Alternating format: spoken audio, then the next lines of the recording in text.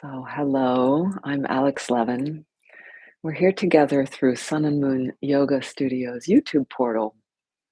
Who'd have thunk? If 20 years ago, or even if you're more my age or older, 30, 40, 50 years ago, who could have imagined?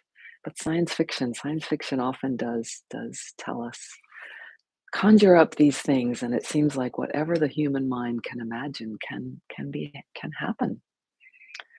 Which one is that? I think that's Tommy. I think. They look so similar. So today, attending again and again, again and again. Annie is a master of words and of metaphor, and her talk on Wednesday night, this past Wednesday, I think it was titled Simplicity, somehow simplicity something. And wonderful metaphor of how, I think she's using it for how we come to um, is it this practice or our mind or how we attend to our mind? I'm forgetting now. She says, the garbage fills up, and it's about that we not don't necessarily get better at taking out the garbage. So as we come to sit and entertain what arrives here, it's not like we get better at it. You don't need to get better at it, but there is a staying power. There is a staying power. Maybe there's something about that we can become more grounded, or it's more available to us. We slide into that more easily. Uh, and perhaps to other responses. For example, I've been sharing and working on this on my own practice of remembering to just attend to myself with perhaps this phrase like, dear one, oh, dear one. And this is a practice that was introduced to me about 5 years ago. And I found it clumsy. I found it maybe the words, but that I'm using the exact words that were suggested. Um, maybe maybe the whole doing of it, that attending in that way to myself, maybe there was some resistance to it. So there was, and now there's less. So it's happening now this week. A few more times it came up, and I like to remember what our dear teacher Eric Schiffman often um, shared with us, to practice on the easy stuff. So if we can practice, and just like as I'm reading more about training my dog, when you can practice things many times over, when there is not something, a high level of distraction, a high level of engagement, or of being pulled down a usual path, how we can practice when those elements are not with us, and so it starts to be encoded in us more easily. So as you settle, as you arrive, and perhaps um, settle to ground, sound, and breath, these pointers that can bring us more and more right here, and maybe you're already more arrived, just just by coming to this usual spot, which helps, the usual same spot, time, by tuning into my voice and perhaps the sound of birds nearby. I'm going to read, I think it's about 5 little pages, 4 pages, a few little pages from David Whyte's book, 3.5. Consolations, the solace, nourishment, and underlying meaning of everyday words. And the word I'm going to share with you today, or the little essay, is pain. And if you're familiar with his work, his poetry, or his essays, he beautifully, well, I'll just let the words speak for themselves. And after that, we'll move into a little practice, a little practice of movement, very micro movement, and then we'll sit still or be still attending, listening, alone and together.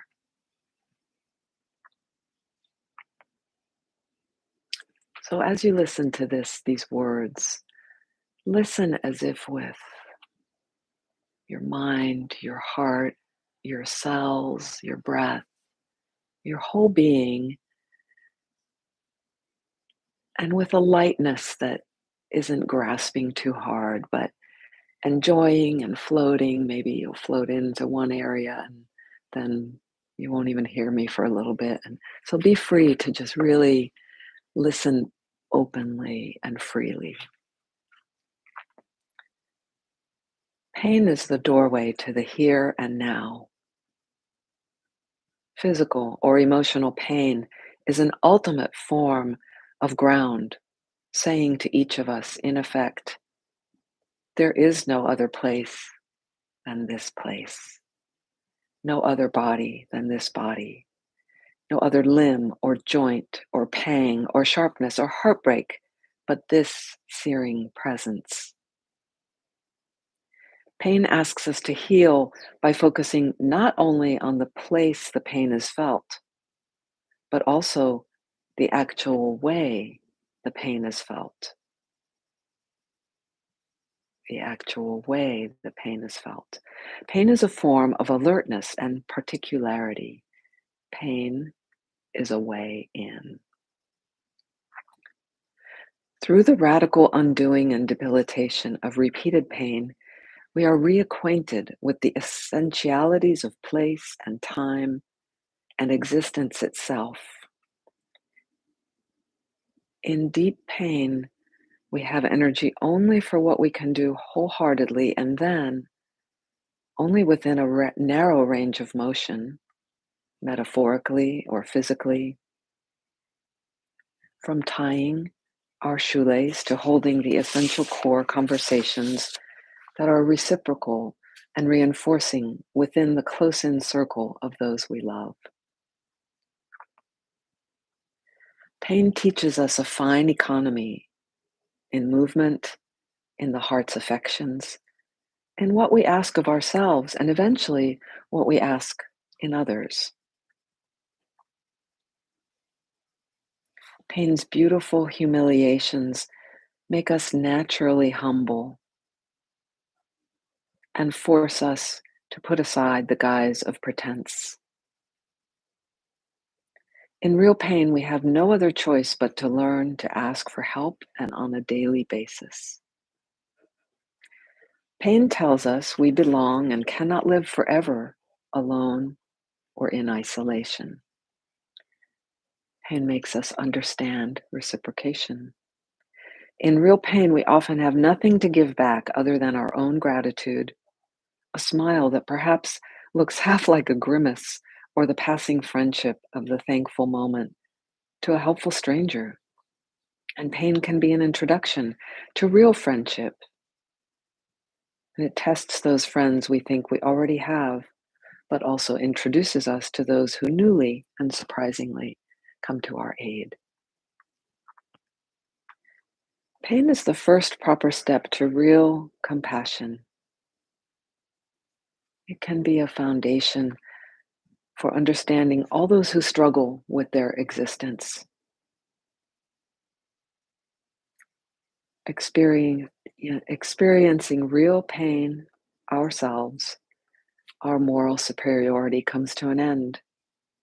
We stop urging others to get with the program, to get their act together, or to sharpen up, and start to look for the particular form of debilitation, visible or invisible, that every person struggles to overcome. In pain, we suddenly find our understanding and compassion engaged as to why others may find it hard to fully participate. Strangely, the narrow focus that is the central difficult invitation of bodily pain calls for a greater perspective, for a bigger, more generous sense of humor. With the grand perspective, real pain is never far from real laughter at ourself, or another for watching that self,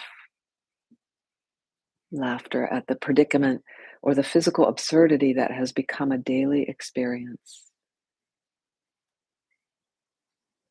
Pain makes drama of an everyday life with our body and our presence.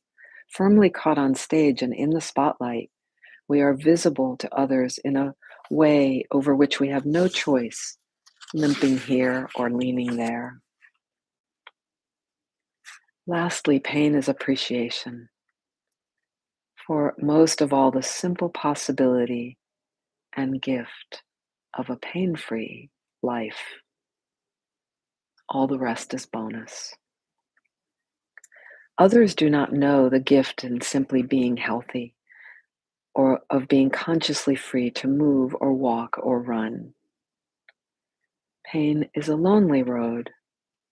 No one can know the measure of our particular agonies, but through pain, we have the possibility, just the possibility, of coming to know others as we have, with so much difficulty, come to know ourselves.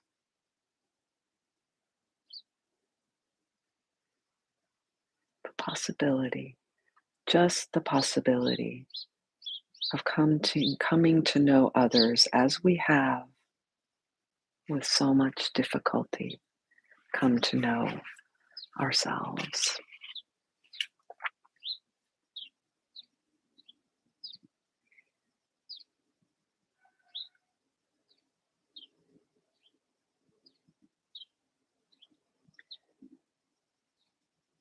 So, letting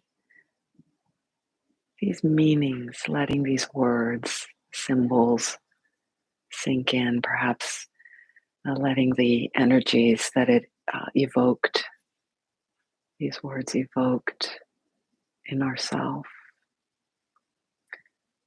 And in the following couple practices, we'll have just a little movement which will actually be an invitation to self-touch.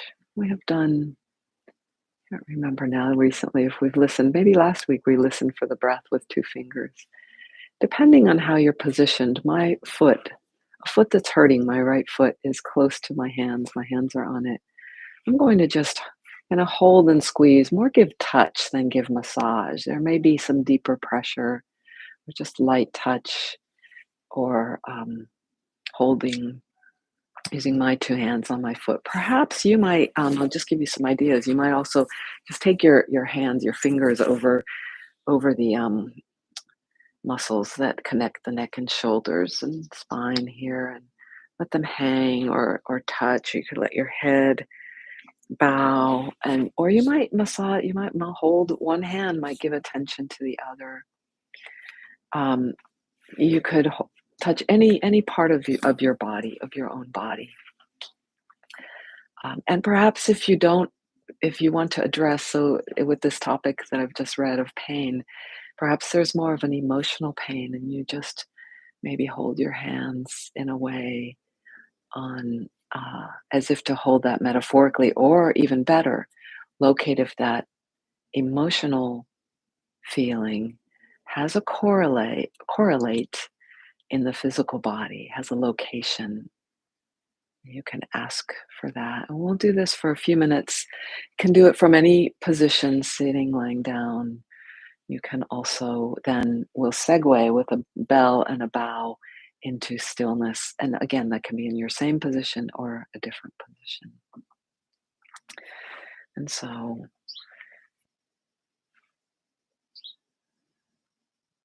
can help even as you begin this practice of touch, this kind of micro movement. Maybe you will tend to sensing your groundedness by feeling where the body rests against the ground. Connect and blend that with an attention, a consciousness of our breathing.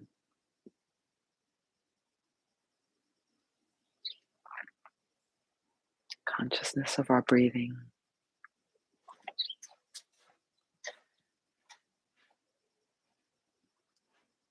coming to know the way we're experiencing whatever we're experiencing.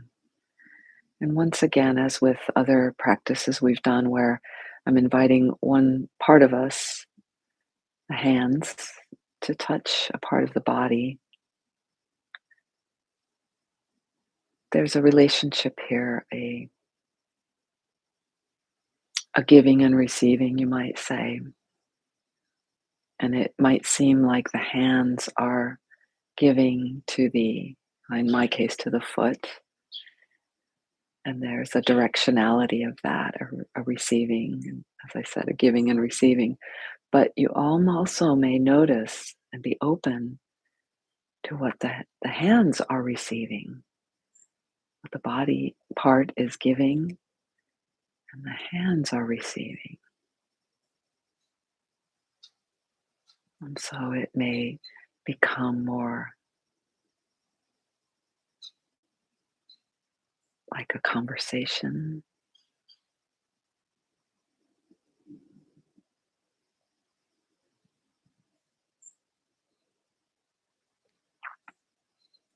Ground, sound, ground, breath, we've mentioned for this segment, and sound. And as I invited us to hear that word sound and what it points to the bird song, to the car going by, to the cat scratching at his box, to you may also have noticed really it's pointing to vibration of all kinds. So the particular hum of warmth that you might be receiving through the skin, through the nervous system,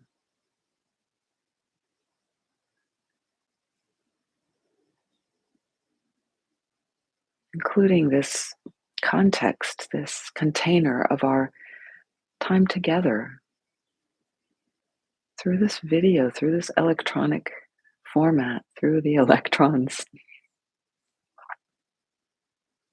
the ones and zeros.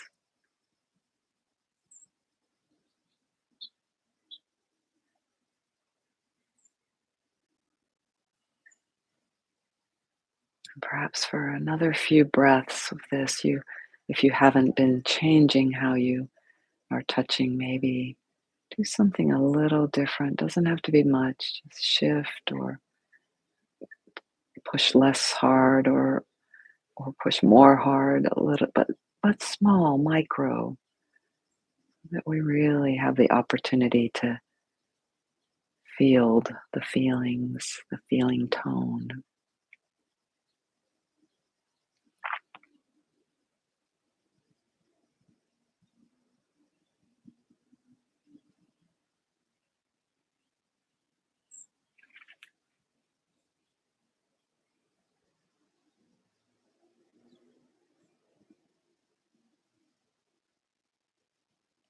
And again, if you haven't yet, for a few more breaths, just a few more, notice all of you, not just where the hand and body part meet, just focusing in on that, attending to that, but attend simultaneously body, grounding, breath, breathing, sound, and all vibration, all that is traveling in all its unique pathways, and in this unique moment.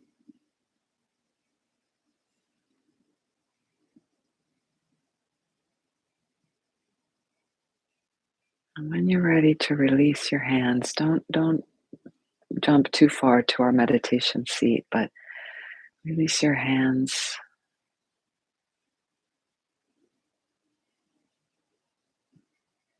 and acknowledge, welcome, meet what now is present for you, having completed that little movement practice and moving into this transition.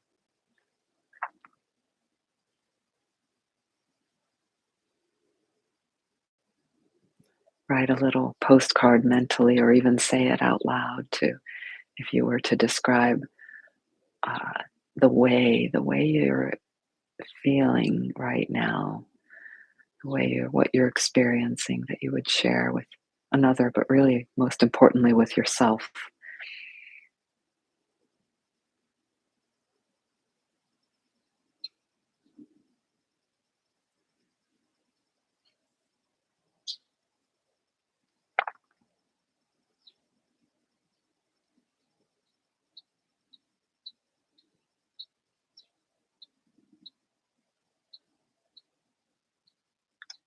Together arrived raspy, warm joints, fiery joints. Doesn't have to make sense to anyone else, to yourself, but making sense in a way that it resonates, it dings. So perhaps you do want to shift to an upright sitting position, which is really nice, receptive, wise um, way to be in meditation. But other positions, including lying down, are absolutely welcome. We will have about 6 minutes.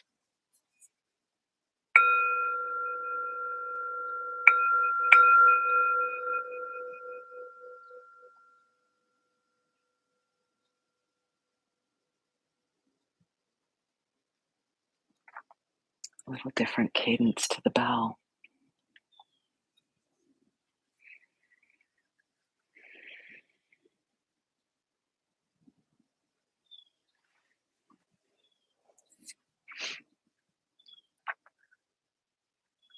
Settle into a posture that may be of your choosing, may be very specific as the one I am taking, very specific positioning of hands, legs. And I need my dog's part of his blanket to prop up my knee and move towards stillness.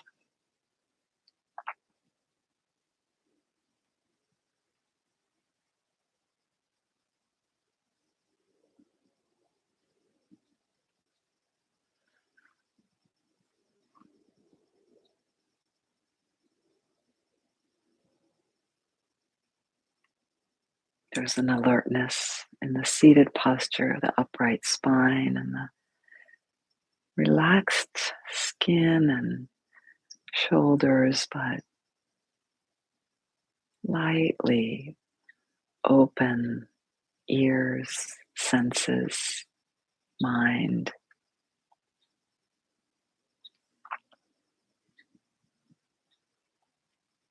And if you're in a more relaxed, for example, reclining position where there is a perhaps a tendency toward almost a sleepiness, which is no problem. Another kind of level of relaxation that might be exactly what you need, and yet keep the attention on.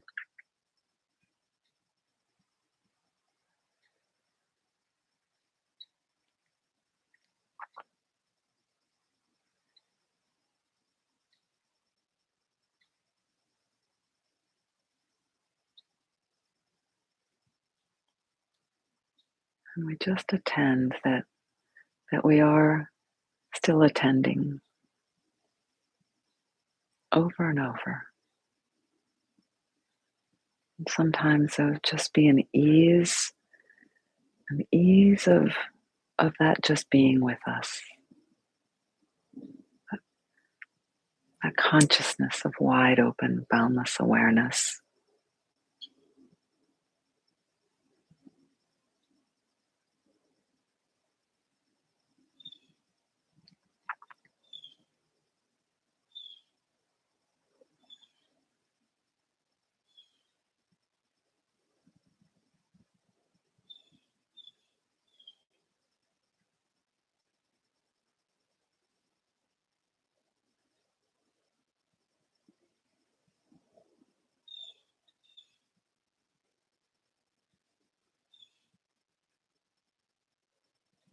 Just saying hello to each moment.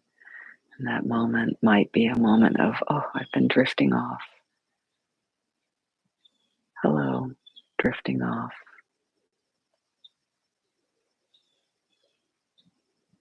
Maybe it's a moment of difficulty in an emotional way.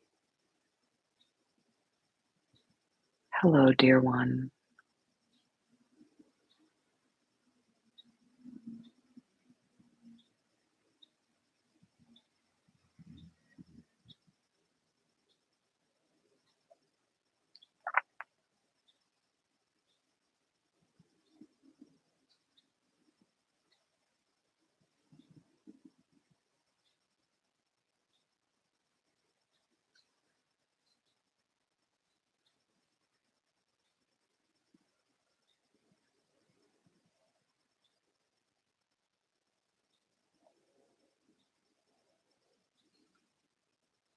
There may be a kind of pain of recognizing the way that we have treated ourselves, maybe habitually for many, many years.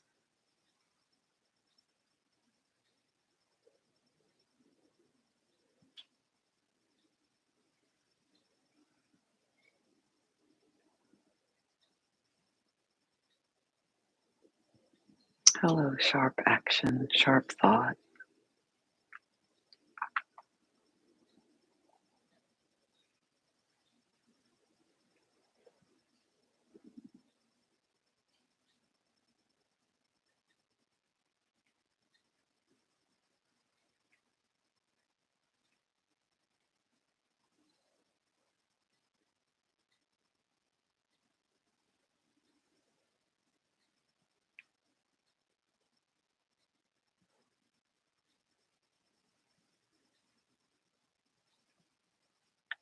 Couple more breaths here together, still, alone, listening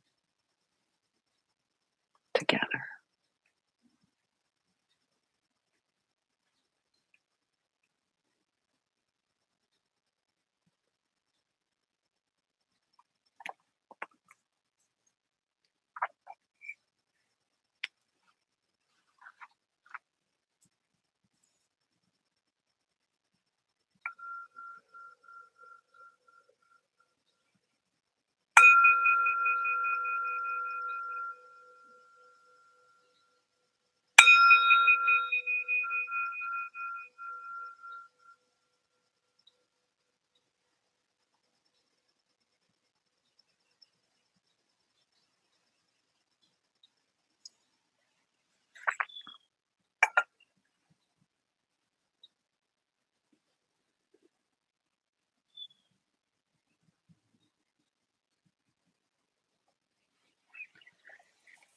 Dear ones, after the bell and the bow and our transition to what's next, there's so much powerful in this essay, and I leave you just with repeating the last sentence.